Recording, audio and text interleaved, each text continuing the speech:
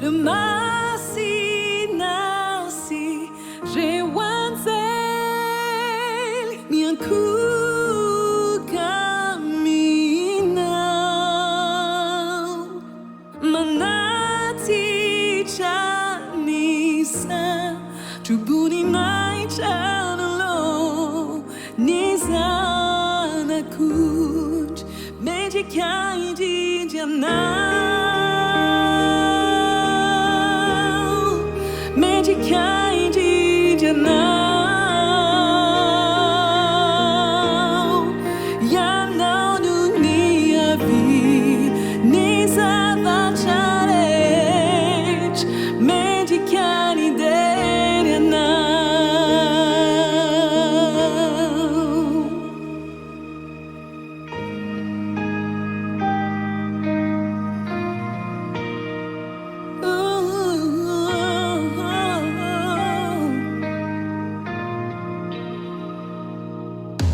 Reo Masina sy Reo anjely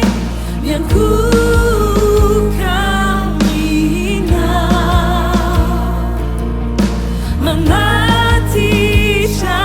ny satro-boninahitra anoloan'ny Zanak'Ondry MENDRIKA INDRINDRA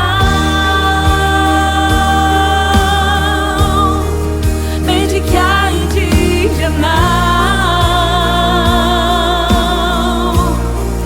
IANAO no nihavian'ny zavatra rehetra MENDRIKA INDRINDRA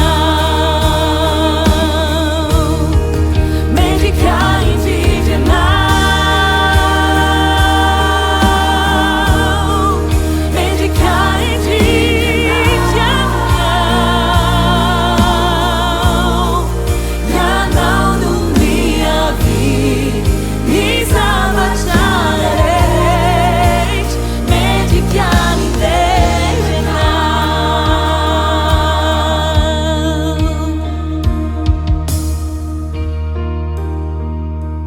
Isaorana ny anaran'i Jehovah hatramin'izao ka ho mandrakizay hatramin'ny fiposahany masoandro ka hatramin'ny filentehany no hoderaina ny anaran'i Jehovah